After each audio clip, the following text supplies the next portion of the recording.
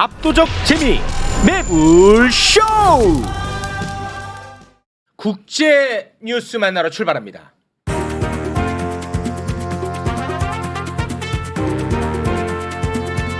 세계로 뻗을래요. 자, 먼저 김준형 교수님 어서 오십시오. 네, 안녕하십니까. 네, 반갑습니다. 반갑습니다. 저렇게 인자하신 분인데 외교 얘기만 하면은 뚜껑이 날아갑니다. 뚜껑이 참을 수가 없어. 참을 수가. 아, 웃는 것도 알면 알수록 더 괴로운가 봐. 그러니까 나보다는 더 괴로워 보이더라고요. 네. 참아야죠. 아유, 저렇게 참아야죠. 인자하신데 표정이. 귀여우신데. 네, 고맙습니다. 자, 그리고 외교 안보 군사 전문가입니다. 김종대 의원님 어서 오십시오. 저도 귀엽습니다. 그건 금요일만 하십시오. 그래요? 예, 아니, 화요일은 엄중하게 부탁드립니다. 인자하다 그래놓고. 네, 고맙습니다. 자, 그리고 중국 통이죠. 네. 김희교 교수님 어서 오십시오. 반갑습니다. 네, 반갑습니다. 고맙습니다. 자, 오늘 준비된 내용에 앞서서 마침 또 군사 전문가가 나와 계시니까요. 9.19 군사합의 일부 효력 정지가 있었는데 뭐 북한은 뭐 사실상 폐기 선언했고요. 네. 그러고 나서 북한에서 우리 쪽에서 말하는 그 GP라고 하죠. 네. GOP 안에 있는 GP. 네네. 그 초소를 복원한다는 보도가 나오고 있습니다. 그게 11군데입니다. 남북 그 군사 합의에 따라 가지고 상호 같이 철거하기로 한 데가. 네. 근데 이제 북한이 11군데인데 그걸 철거했던 걸 다시 지금 짓고 있는데 목조 건물에 현재는 임시 가설로 하는 것이죠. 근데 요게 나중에 이제 정식으로 진다고 봐야 되거든요. 네. 그런데 요게 그냥 짓는 게 아닌 것 같아요. 저기 지난주에 북한 발표를 잘 보면 현대적 장비를 투입하겠다 그랬거든요. 그러면 이제 북한이 갖고 있는 드론이나 사거리 연장탄이나 그 조금 후방 쪽에는 대구경 방사포나 뭐가 나타날지 몰라요. 그러니까 이게 그럼 우리도 거기에 상응하는 조치를 또 해야 될 거 아닙니까? 또 해야 되는 거죠. 아이고. 그러니까 이렇게 북한은 GOP가 아니라 GP, 그 DMZ 안에 있는 네. GP 위주로 경계선이 운영되고 있습니다. 네. 우리는 후방에 GOP로 되고 있고. 그렇죠. 그런데 GP가 복원된다는 건 우리는 별로 변하는 게 없는데 북한만 위협이 커지는 거야. 왜냐하면 원래 GP 위주로 했으니까. 그러니까 남북 군사합의의 GP 철거는 우리한테 매우 유리했던, 우리한테 안보에 상당한 이익이 됐던 합의였거든요. 예. 아, 근데 우리도 GP가 있지 않았습니까? 근데 숫자가 저쪽이 2배. 아, 2배였어요. 우리는 후방에 GOP 위주로 경계를 그래요? 하고 전방 초소는 소수 한 60개를 운영하고 저쪽은 100개가 넘으니까. 그래요? 그래가지고 그 상당히 그 GP가 복원이 될 경우에 우리는 별로 변하는 게 없다. 그러나 북한은 이제 예전 체제로 돌아가는 거니까 이건 새로 안보 경계 뭐 작전 계획 다 세워야 될 사태죠. GP에서 근무하는 우리 장병들. 얼마나 힘든지 아냐? 예. 아유, 아, 형 GP였어요? 나 GOP였잖아, 임마. 아, 맞네. 아, 거기서 이거- 행정 여보세요? 그나마 좀 편했네. 근데 아까 웃을 일 아닙니다. 아, 그럼요. 이게 외교적으로 북한 남북한도 외교의 일종이니까 속 얘기를 해석을 해보면 북한이 빚을 지고 있는, 예를 들어서 북한이 어찌됐든 과장은 했지만 몇 가지 상황에서 9.19에 대한 정신을 어겼거나 만약에 어겼다면 아까 말했잖아요. 김진표 의장이 네네. 대통령한테 거부권 행사하지 마라. 네, 그 말 안 듣겠지만 정치적 부담을 지는 거잖아요. 그렇죠. 그러면 똑같아요. 9.19를 북한이 여기더라도 이거를 개선해야 되지. 이걸 없애면 안 없애고 북한한테 계속 비판을 할 수 있고 그렇지. 북한에 부담을 주는 거잖아요. 맞습니다. 근데 이렇게 그렇네요. 보면 북한의 부담을 다 이제 덜어주잖아. 우리가 덜어줬고 북한으로서는 북한으로서는 잘 됐다 싶은 거 북한을 유리하게 이제 만들어. 대놓고 할 수 있잖아요. 이게 무슨 외교입니까? 이게 그렇습니다. 대북 정책입니까? 아니, 9.19 합의가 있으면 예를 들어 이게 위반했어 북한이. 그럼 저놈들 나쁜 놈이라고. 제대로 할수 하라. 있지. 그리고 네. 다시 그러면 합의해가지고 더 우리가 더 지키자 이런 방식으로 우리가 밀어붙일 수 있는 수단을 그냥 맞습니다. 버린 겁니다. 네. 저 얘기 제가 자주 했던 얘기예요. 예. 아 그렇습니까? 나보고 지금 따라해 뺏겠다 카피라이트. 나는 전혀 들은 적이 없는데. 너는 왜 이렇게 경쟁 심리를 이렇게 만들어 하는 거야? 두 분이 왜 여기서 가운데 GOP 두 분이 왜 싸워? 아, 시네마 지옥 같네 여기. 그러니까 네. 예, 뭐 질투를 하세요? 평소에 본심이 나오는 거예요. 예. 사과하세요. 아니, 국가만 신경 쓰세요. 이런 경쟁하지 마시고. 예, 이게 군비 경쟁입니다. 예, 국가만 신경 써 주십시오. 예. 고맙습니다. 자, 한중일 정상회의의 전 단계 한중일 외교장관 회의가 있었는데 이거를 어떻게 보셨는지 우리 교수님부터 일단 좀 짚어주시죠. 아 이게 뭐 외교가에서는 이미 이게 지금 한중일의 정상회담에 대한 전 단계로 해야 되는데 네, 사실 지금쯤에 한중일 정상회담 아니면 12월 달 해야 되는 거면 였네. 한중일 외교장관을 훨씬 더 일찍 했어야 되는 거고 예. 문제는 우리가 호스트 국가라는 거예요. 지금 또 약간 중국 탓을 하려고 지금 준비 중이잖아요. 중국이 바빠가지고 기자회견에 참여 안 한 거 가지고 성의가 없다. 그래서 우리가 굉장히 노력했는데 네. 중국은 한국에 올 생각이 없었고 한중일 정상회담 할 생각이 없다는 식으로 또 프레임을 짜는 것 같아요. 그런데 원래는 우리나라면 우리나라가 적극적으로 중국이나 일본 쪽에 준비를 했어야 돼요. 우리가 이런 것들 호스트니까. 미래해야 되는 거죠. 아. 한중 정상회담 시진핑뿐만 아니라 이 한중일은 예를 들면 총리가 오더라도 우리가 마음이 있었다면 그 준비 상황이 일찍부터 있어야 되는데 네. 그 준비를 하나도 안 했단 말이에요. 정치적으로나 행정적으로나 안 해놓고 지금 와서 다른 얘기를 하고 있는 거거든요. 지난 시간에 제가 나와서 이제 아까 그 댓글을 소개해 주셨잖아요. 그럼 너 중국 가라라고 얘기하는데 저는 다시 한번 말씀드리는 게 뭐냐면 얘기하보다 강조하는 이유가 사실 중국 가면 저를 좋아하긴 합니다. 근데 문제 왜냐하면 미국 전문가가 중국 좋아하는데 저는 그 말이 아니고 네. 중국을 자극하고 하기보다는 적을 만들 필요가 없다는 네. 얘기지. 아니 그러니까 중국 그러니까. 아이고, 그런 거 설명한다는 게 제가 속상해. 그러세요? 그런 건 제가 할게요. 아니 무슨 뭐 중국이 좋다기보다도 우리를 위해서 외교는 다 이루어지는 거니까 그럼요, 뭐 그런 그럼요. 것까지 설명할 필요는 없으실 예. 것 같고 지금 어떠해요 중국 반응? 중국은 사실 이번 회담을 굉장히 기대를 걸고 왔습니다. 일단 미중 정상회담이 성공적으로 끝나서 네. 일본과 한국이 태도 변화가 있을 것을 기대하고 왔었는데요. 실제적으로 왕이 부장은 저녁도 안 먹고 네. 해당 결과 발표도 없이 공동 발표도 없이 갔거든요. 왜 그랬어요? 이게 사실은 박진 외교부장이 언론에 발표한 발표문을 쭉 보면 중국으로서는 굉장히 기분 나쁠 수밖에 없는 발표문이었습니다. 어떤 게요? 사실은 제가 봐도 이건 외교를 한 게 아니라 국내 언론용이었다고 생각이 되거든요. 오. 왜냐하면 일단 우리가 필요한 걸 말했어요. 필요한 게 북한하고 러시아하고 관계 강화되는 것에 중국이 역할 좀 해달라라고 하나 해갖고요. 네. 또 하나는 북한 무기 고도화하는 것에 중국이 역할 해달라. 견제 좀 해달라. 예, 그렇게 크게 두 가지를 요구했잖아요. 그 두 가지를 요구하고 정상회담을 하려고 한다면 중국한테도 뭔가 주는 줘야 게 있어야 되죠. 될 그렇겠죠. 아. 네. 그래 중국 정상이 와서 회담을 할 거 아닙니까? 뭐 그렇겠죠. 그러면서 기자가 그럼 대만 문제에 대해서 어떻게 말했냐 그랬더니 기존의 입장대로 설명을 했다. 이렇게 말했습니다. 그게 문제네.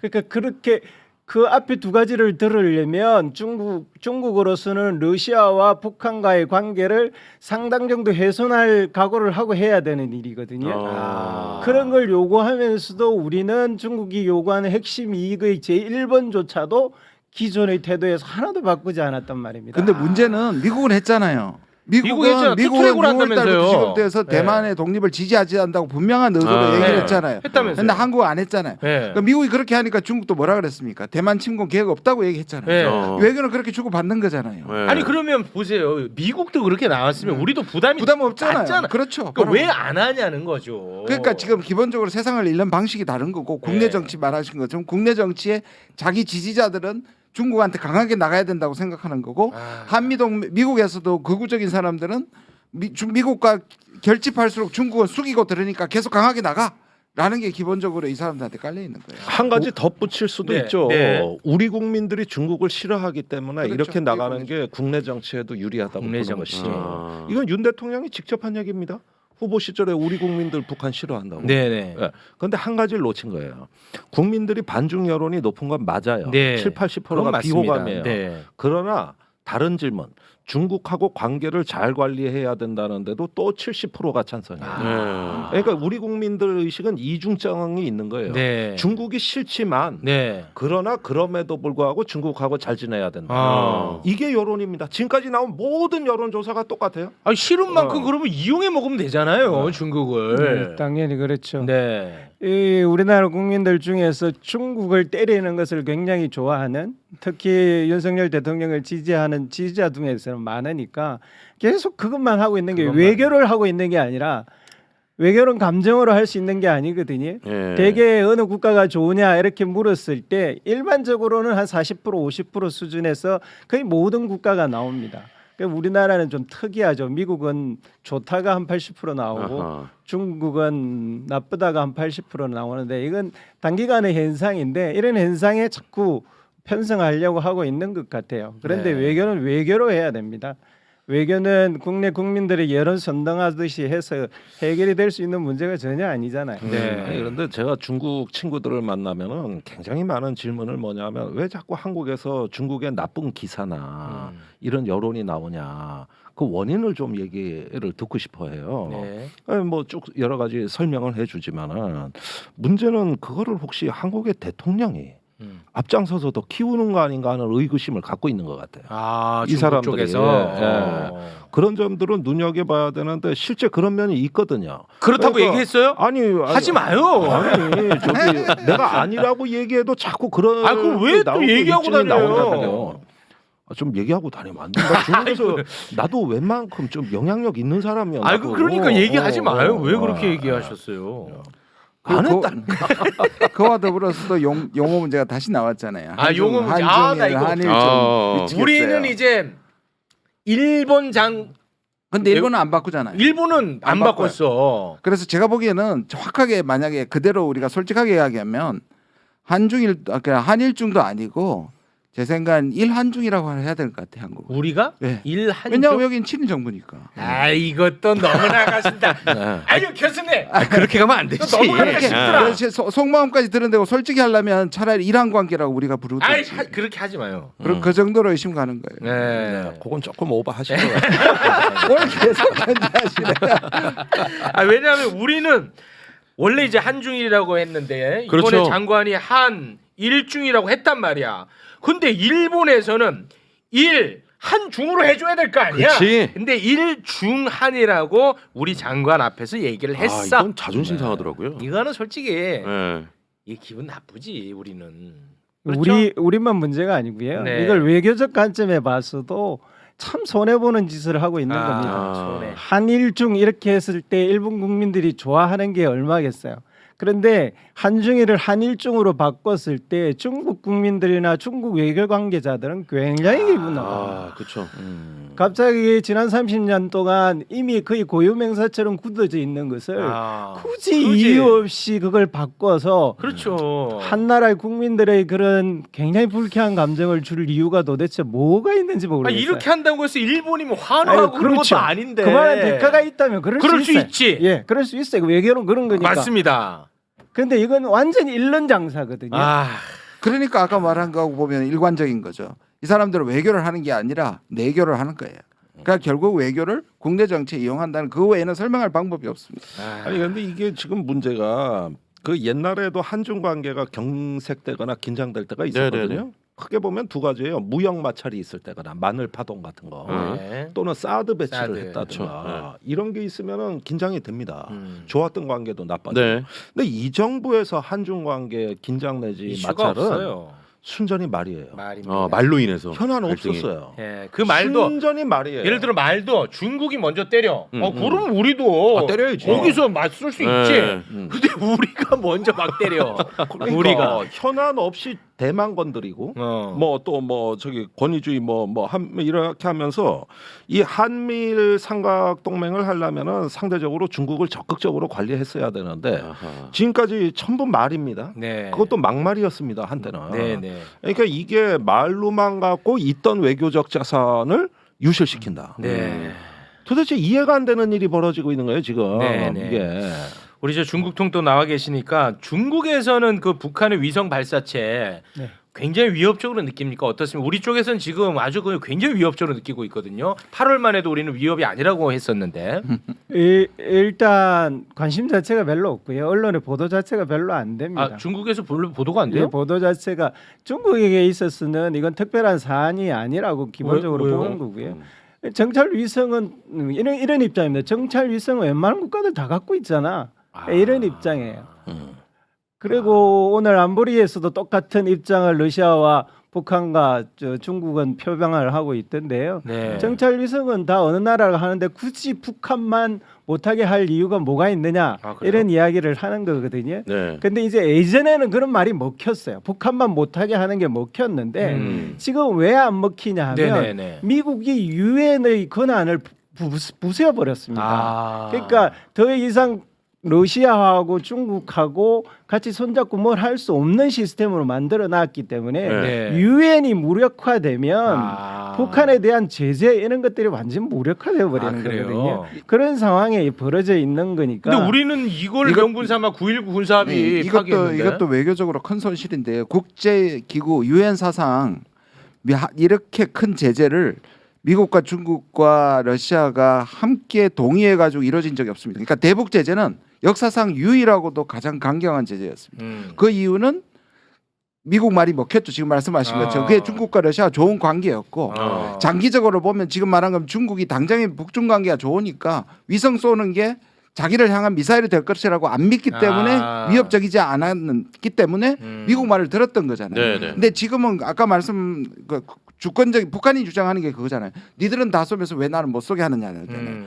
그런데 그 플러스 뭐냐? 북한이 저걸 미사일로 바꿔도 책임은 북한에 있기보다는 북한을 계속 밀어붙이는 미국한테 있다는 거예요. 과거에는 미국이나 이쪽에서 북한, 중국이나 러시아와 함께 북한한테 다른 살길, 안보적인 요소나 경제적 지원이나 이런 것들을 해주면서 북한의 핵을 막을 때는 이게 통하는데 지금 북한을 완전히 고립시킨 상황에서 저렇게 밀어붙이는 거는 미국이 북한을 밀어붙이기 때문에 북한이 저런 자위 수단을 계속 개발할 수밖에 없다. 어쩔 수 없는 오히려 그렇게 선택이다. 얘기하는 그러니까 겁니다. 만약에 네. 국제사회에서 중국한테 너네 왜 북한의 위성 발사체에 대해서 문제 안 삼아 그러면 중국 입장에서 야 이거 한미일 때문이야 이렇게 말한다 이거죠. 그렇게 그럴 수 예, 있죠. 이번에도 그렇게 그렇게 얘기했습니다. 말했고요. 아, 이번에도 그렇게 말했어요. 사실은 중국이 이 문제에 있어서 한국 편 쪽으로 좀 올려고 한다면 적어도 한미일 상국이 합쳐서 군사 훈련하는 것은 네. 피하면 아마 대화가 시작될 수 있을 아. 것이라고 봅니다.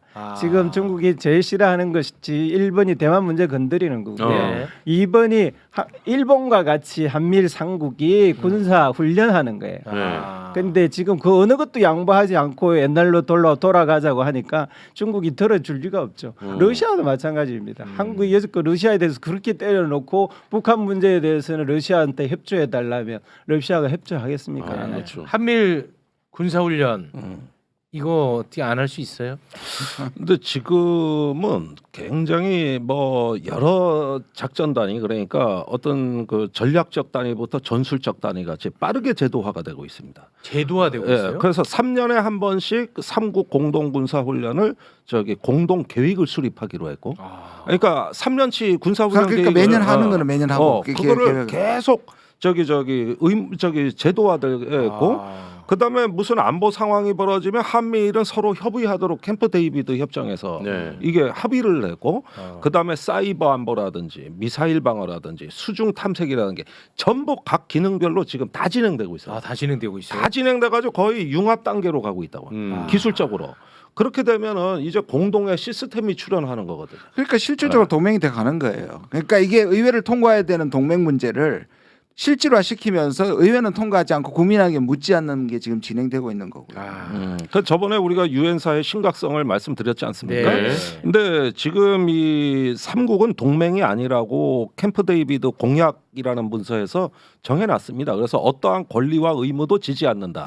이렇게 해서 동맹이 아니라고 해놨지만 실제 진행되는 건 높은 수준의 동맹에서나 가능한 일들이 벌어지는 거예요. 네네. 우선 기밀 정보가 공유된다는 거. 네. 이건 엄청난 동맹의 신뢰가 있어야 되는 거거든요. 그다음에 핵심 기밀과 핵심 군사 자산이 다 오픈되는 공동 군사 작전. 그리고 수중 탐색 같은 경우는 최고의 기밀이 공유되는 데입니다. 미사일 방어는요. 이거는 공동 작전으로 해야 이 협력이 되는 데거든요. 네. 이거는 굉장히 높은 수준의 동맹에서 가능한 협력이에요. 네. 의원님, 예. 한미일 군사훈련이 대북 전략입니까? 대중 전략입니까?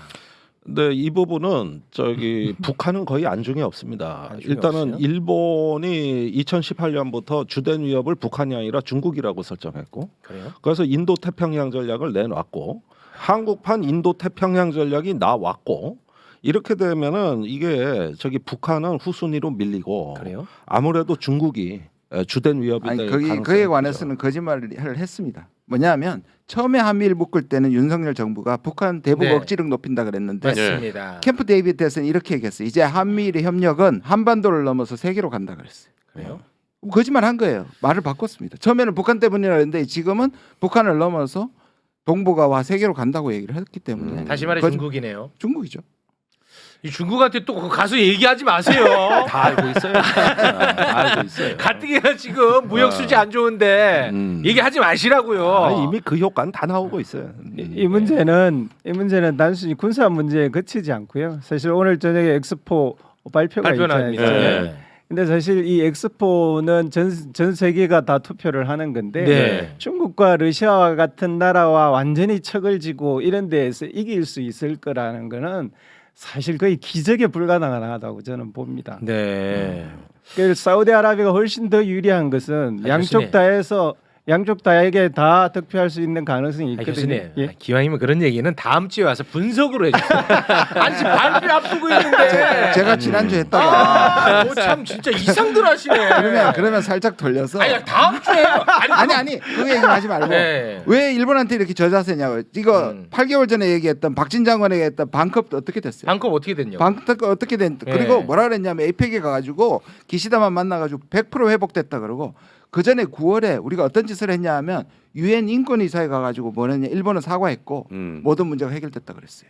아. 일본이 위안부 위안부 이거가 공식적으로 다 사과했다고. 오히려 우리가 일본을 대신해서 우리 리포트가 그렇게 줬다니까요. 일본 리포트가 아니에요. 그래요? 우리가 일본 다 사과했다고 우리가 아니 리포트를 근데 냈습니다. 이번 23일에 대한민국 사법부에서 네. 일본 정부가 이번에 위안부 어제 바로 배상하라고 나왔잖아. 네. 근데 네. 박진이 거기다 대고 일본 앞에서 뭐라고 했습니까? 네, 그러니까요. 일본은 오히려 화를 내고. 위안부 합의 존중한다고 했습니다. 네. 사법부 존중이 아니었어요. 네, 그러니까요. 그러니까 지금 반전이 어디 갔습니까? 얘가 참 저 뭐 대통령은 국회를 무시하더니 일본은 우리 사법부를 무시하고 네. 아주 대한민국 상권 분립이 외부의 아. 도전으로 네. 지금 민주주의 근본 토대가 흔들리고 있어요. 아, 진짜 아니 심각해. 이걸 갖고 주일 한국 대사를 일본 정부가 초치했습니다. 조치했습니다. 우리 법원 판결 갖고. 네네네. 아니 우리 법원 판결을 냈는데 왜 대사를 초치해? 이거 국제법 위반입니다. 이런 식의 내정 간섭은 완전히 국제법 위반. 아니 그저 박진이 한마디도 안 했습니까? 안 했죠. 뭐라 그랬냐? 2015년 위안부 합의를 아니, 존중한다. 예, 그거는 저 일본 장관 앞에서 했는데. 동문서답이잖아요. 동문서답이죠. 완전히. 그러니까 일본이 마음 놓고 우리를 두들겨 패는데 그 앞에서 못했다니까. 아니 의원님 근데 이거 엄청 심각한 거 아니에요? 아니 이런 걸로 초치를 해? 그러면은 이제 이 상권 분립을 인정 안 한다는 거고 더군다나 이 주권 면제 조항을 한국 법원이 안 지켰다는 건데 인권에 관한 인도주의에 관한 문제는 주권 면제 문제가 조항이 아닙니다. 적용되지 않고 네. 이 국제 협약이 있습니다. 네. 주권 이런 인도적 문제에 대해서는 주권 면제를 제한적으로 적용한다. 네. 그거 가입국이 일본이에요. 네. 가입국이 비준까지 다 했어. 그래서 이런 인도주의 문제는 이건 국가 간의 문제, 이 주권 면제에 해당되지 않는다. 즉 네. 우리 법원이 판결할 수 있다. 네. 이런 어떤 국제 조약에 사인한 게 일본 아닙니까? 아니, 그런데 우리 대사를 초치해. 사법부 판결로 이거는 내정 간섭이라고 예. 홍군형을 내야 되는 거 아니겠습니까? 제가 화가 나서 원문을 읽어드릴게요. 지난 9월 스위스 제네바에서 열린 54차 유엔 인권사회 우리가 보낸 겁니다. 이거 우리 문장에 있는 겁니다. 의견서에 우리 의견서입니다. 현재 진행 중인 과거사 문제를 정부가 대부분 해결했거나 해결하고 있다. 일본 정부는 위안부 피해자들과 강제동원 피해자들에게 공식으로 사과했다. 사과한 적이 없죠. 와. 자, 이걸 이게 보세요. 지금 이게 우리나라 보고서라니까. 자 이게 무슨 보고서라고요? 유엔 제네바 제네바에서 열린 유엔 인권 이사회라고 굉장히 중요한 유엔 54차. 인권 이사회 이게 우리나라 보고서의 문장입니다. 이게. 우리 보고서다 이거죠. 예. 아니 그러니까 이런 과거사 문제 무시하고 국제 질서 변경하려다가 터진 전쟁이 저 가자지구 전쟁입니다. 팔레스타인 문제, 역사 문제 다 주변화하고 그러고 나서 저기 이스라엘이 사우디하고 협정 맺겠다고 달려간 거 아닙니까? 그게 전쟁을 불렀죠. 지금 한일 간의 이런 문제들 다 저기 주변화하고 어떻게 보면은 국민 자존심이고 뭐고 다 뭉개고 일본에 달려간 거 아닙니까? 이게 이스라엘이 하는 똑같은 짓 아니야 이게. 아 진짜 끓는다 끓어. 알겠습니다. 오늘 사실 그 아르헨티나 대선 관련해서 좀 이야기 그건 나눠보려고 나중에. 했는데 네, 이건 좀 뭐 비슷한 분끼리 전화는 했더라고요. 전화했어요? 둘이 잘 통한대요? 네. 예. 지금 뭐 이거 뭐 밀레이 얘기할 때가 아니야 지금 그럴 때가. 지금 안 돼. 이거 진짜 너무 화가 나가지고 이거 굉장히 심각한 문제인데 지금 돌아가는. 거짓말을 합니까 그래? 와. 제네바까지 가가지고 그래. 와 우리 거짓말을 사과 하면서 받은 적이 없는 일본 걸 편을 들어 우리가 거짓말로 예. 심지어 그- 거짓말로 우리 편 드는 것도 아니고 그때 그랬잖아요. 일본의 변호사가 될 것이라고. 한국 정부는 어. 일본에 그렇게 강제 동원의 일방적 해법을 던지는 순간 일본의 행동을 전부 다 좋게 해석해주는 변호사의 역할을 할 것이다. 한국 정부는 일본의 변호사입니다. 근데 그 표현이 사실 옛날 같았으면 제가 교수님한테 또 그렇게 하지 마세요 이렇게 말씀을 맞죠, 그러니까. 드렸을 텐데 이거는 맞아. 이거는 제가 인정입니다. 알겠습니다. 인정해도 기분은 나쁜 건 똑같습니다. 이거 뭐 그렇죠. 알겠습니다. 화가 너무 치밀어 오르는데 여기서 마무리 짓겠습니다. 세 분이 좀 이런 얘기를 많이 좀 알려야 될 것 같습니다. 예, 실제로 좀 진지하게 제가 부탁을 좀 드리겠습니다. 함께해 주신 세 분 고맙습니다. 감사합니다. 감사합니다.